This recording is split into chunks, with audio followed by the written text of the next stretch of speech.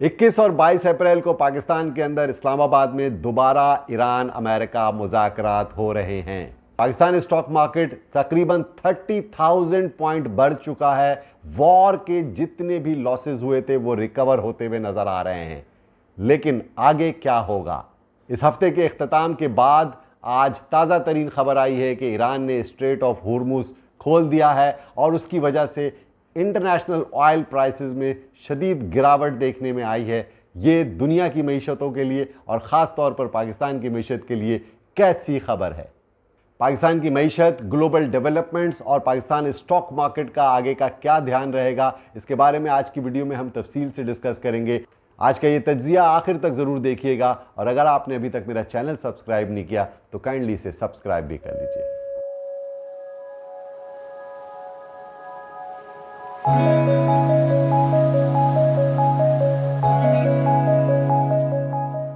अस्सलाम वालेकुम, मैं हूं शकील अनवर कमाल और हाजिर खिदमत हूं आपके सामने स्टॉक मार्केट का वीकली राउंड अप लेकर के। जैसा कि आप जानते हैं कि गुज़िश्ता हफ्ते ईरान वॉर के हवाले से पाकिस्तान ने जिस ज़बरदस्त मीडिएशन का किरदार अदा किया और पाकिस्तान के प्राइम मिनिस्टर सऊदी अरब और टर्की के दौरे पर गए और कतर के दौरा कामयाब किया। इसके साथ ही फील्ड मार्शल साहब ने ईरान का बहुत एक्सक्लूसिव दौरा किया और वहाँ पर उन्होंने ईरानी हुक्काम के साथ और उनके तमाम हाई एप्स के साथ मुलाकातें की और ईरान अमेरिका टॉक्स के हवाले से बहुत अहम किरदार अदा किया, जिसका शुक्रिया डोनाल्ड ट्रंप ने ख़ुसूसी तौर पर अपने ट्वीट में किया और पाकिस्तान के साथ साथ फील्ड मार्शल और वज़ीर आज़म पाकिस्तान का भी उन्होंने खुसूसी शुक्रिया अदा किया और ये भी ऐलान किया कि जल्द ही दोबारा मुज़ाकरात इस्लामाबाद में होंगे और हम नताइज के इंतहाई करीब हैं।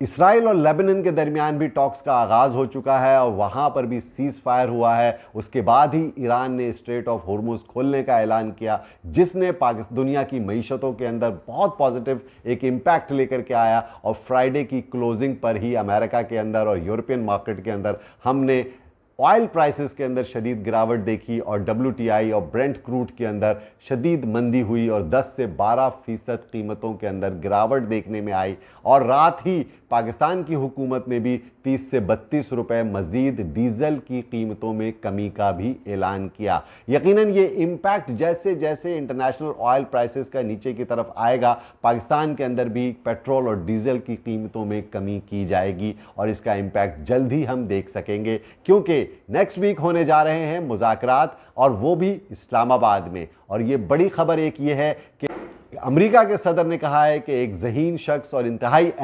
अहमियत के हामिल शख्सियत का अमेरिका का दौरा मुतवक्को है और ये बहुत ही क्लियर नज़र आ रहा है कि ईरान के कामयाब दौरे के बाद फील्ड मार्शल साहब ही अमेरिका जाएंगे और यकीनन जो आगे मुज़ाकरात होने हैं उससे पहले सालिसी का किरदार अदा करते हुए पाकिस्तान कामयाबी से इंतहाई करीब तरीन और फैसला कुन लम्हात में पहुंच चुका है और उम्मीद है कि ये इस्लामाबाद एकॉर्ड इस दफ़ा हो जाएगा, क्योंकि लास्ट वीक डील नहीं हो सकी थी, लेकिन इस वीक इम्कानात हैं कि अगले हफ्ते आइंदा चंद दिनों के अंदर ये डील मुतवक्को है।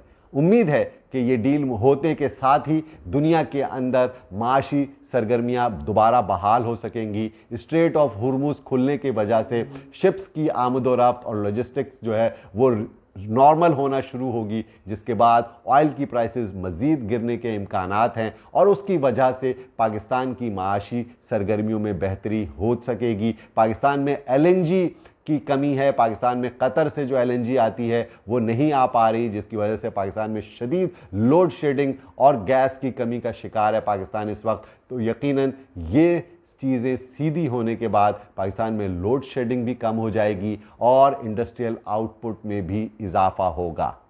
एक अच्छी खबर यह है कि माशी महाज के ऊपर पाकिस्तान का करंट अकाउंट सरप्लस में आया है and more than $1 billion Pakistan का करंट अकाउंट हो चुका है। दूसरी सबसे अहम खबर यह है कि पाकिस्तान को जो $3.5 अरब UAE को लौटाने थे उसमें से $2.5 अरब लौटा दिए गए हैं, क्योंकि सऊदी अरब ने आपको $2 अरब दिए हैं और $500 मिलियन के आपने यूरो बॉन्ड्स कामयाबी से लॉन्च किए हैं, जिसके बाद आपके फॉरेन एक्सचेंज रिजर्व्स पे कोई प्रेशर और कोई खला नहीं आया, which is a very significant development.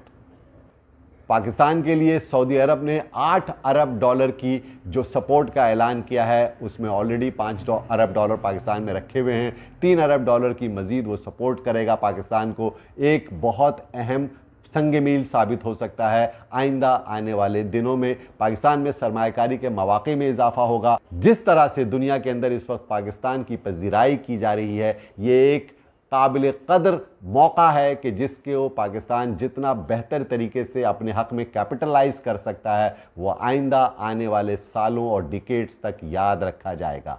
और जो क़यादत इस वक्त काम कर रही है, उनकी तमाम तर एफर्ट काबिल सताइश है।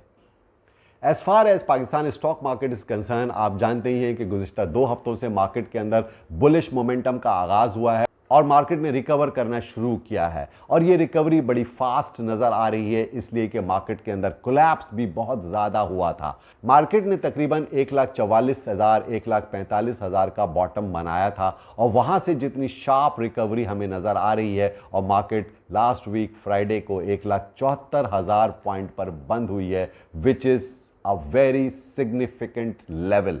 टेक्निकली यहां से मार्केट 1,76,000 से लेके 1,80,000 के बैंड में जा सकती है बहुत आसानी से। उसके बाद ही मार्केट अपने नए मोमेंटम की तरफ जाएगी। हो सकता है यहां पर हमें कुछ प्रॉफिट टेकिंग भी देखने को मिले, लेकिन ओवरऑल मार्केट का ध्यान तेजी का है। और मार्केट का मोमेंटम अगर बरकरार रहा और पाकिस्तान के मैक्रो इकोनॉमिक फंडामेंटल सपोर्ट करते रहे, तो यकीनन ये मार्केट दिसंबर के आखिर तक 2,20,000 का हदफ भी तय कर सकती है।